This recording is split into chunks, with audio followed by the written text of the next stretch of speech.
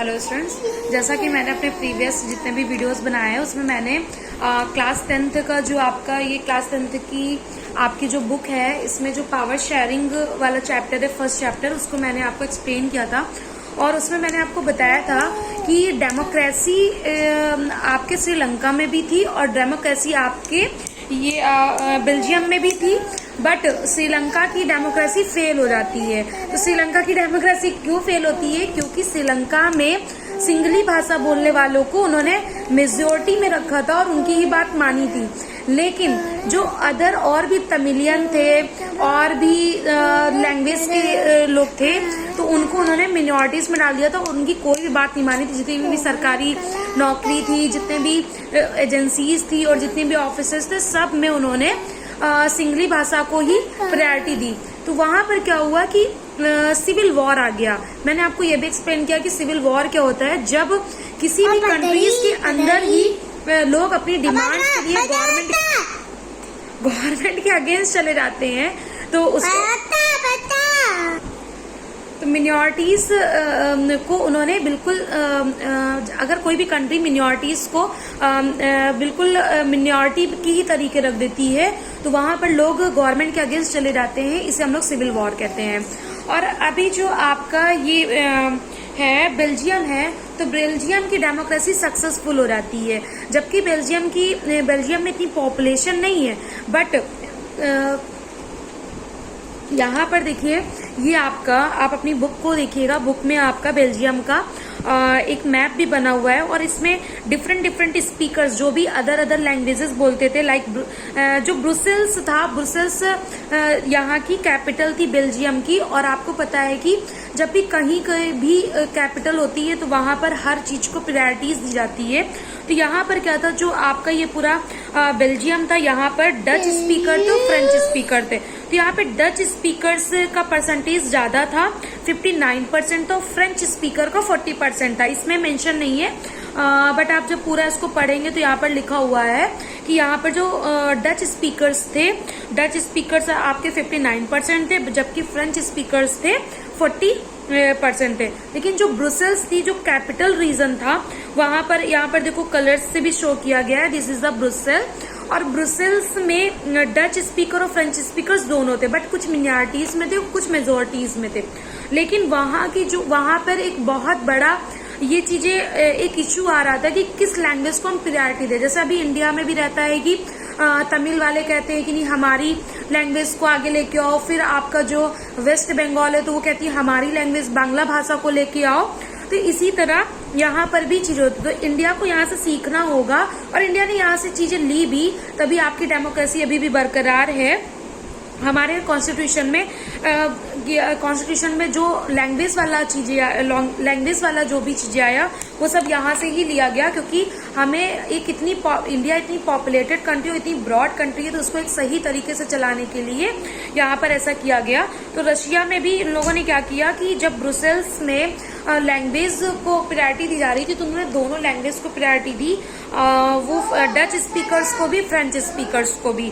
तो यहाँ पर क्या हुआ कि जब दोनों स्पीकर्स को इक्वालिटी मिल गई तो वहां पर सिविल वॉर नहीं हुआ और वहां की डेमोक्रेसी बहुत सक्सेसफुल हो गई। तो अभी जितनी भी पॉपुलेटेड कंट्री है, जितनी भी ब्रॉड कंट्रीज है, जहां पर भी डेमोक्रेसी है, तो डेमोक्रेसी मीन्स इक्वालिटी। तो वो इक्वालिटी किसी भी टाइप की सोसाइटी हो, कल्चर हो, रिलीजन हो या फिर लैंग्वेज पे हो। तो यहाँ पर इंडिया में भी आप देखते हो कि हर एक, चाहे हमारा सुप्रीम कोर्ट हो, चाहे हमारी विधानसभा, विधान परिषद, लोकसभा, राज्यसभा में हर जगह की स्पीकर्स को वहां पर सीट्स दी जाती हैं। और पर्टिकुलर हम एक लैंग्वेज को पूरी इंडिया पे नहीं कह सकते, अदर स्टेट्स की इसीलिए लैंग्वेज रखी जाती है क्योंकि डाइवर्सिटी इन यूनिटी, और हमें सिविल वॉर जैसी कोई भी चीजें ना हो पाए और हमारी डेमोक्रेसी की जो स्पिरिट है, यूनिटी इन डाइवर्सिटी, वो बरकरार रहे। तो इस चैप्टर में आपने पावर शेयरिंग में देखा कि सिर्फ पावर में ये नहीं आता है कि कोई आईएएस ऑफिसर है उसको सिर्फ पावर मिल गई, कोई पीएम है उसको सिर्फ मिल गया, या कोई स्टेट में सीएम है उसको मिल गया पावर। यहाँ पे पावर हर तरीके से, तो आपने कई तरीकों से पावर देखी। सबसे पहले आपने हॉरिजॉन्टल, दूसरा वर्टिकल आपने देखा। इसी तरह आपने देखा कि फेडरलिज्म भी कई तरीकों से हुआ, सेंट्रल गवर्नमेंट, स्टेट गवर्नमेंट, फिर उसके बाद स्टेट गवर्नमेंट को भी डिवाइड किया गया, तो आपका विलेज पंचायत आ गई आपकी।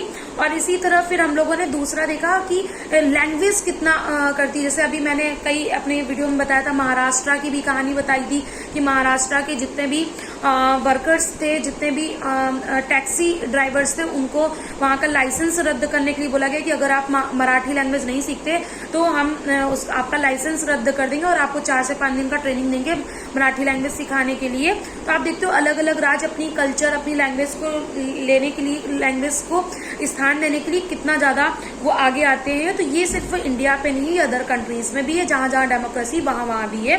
तो ओवरऑल आपने पावर शेयरिंग की इम्पोर्टेंस समझ ली कि क्यों पावर शेयरिंग जरूरी है।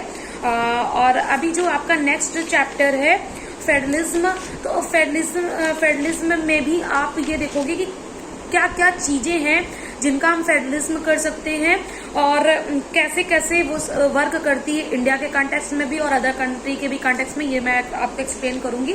और मैं अभी नेक्स्ट जो भी मेरा सेशन होगा उसमें मैं इसके सभी क्वेश्चंस को सॉल्व करा दूंगी। वैसे एनसीईआरटी में तो 9 ही क्वेश्चंस दिए, बट वो 9 टाइप्स के दिए। और आपको मैं आपको सजेस्ट कर दूं, ये बुक है और जैसे एग्जाम आइडिया वगैरह आता है तो इसमें अलग अलग नोट्स दिए हैं।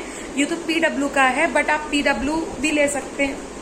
आपको पहले तो आपको शॉपकीपर से नहीं परचेज करनी है, आपको ओसवाल का और पीडब्ल्यू का दोनों का आपको ऑर्डर कर लेना है। फिर आपको इसकी प्रिंटिंग और लैंग्वेज देखनी है। आप किस पे, दोनों बुक्स ही अच्छी हैं, बट आप जिस पे कंफर्टेबल होते हो आप वो बुक ले लो।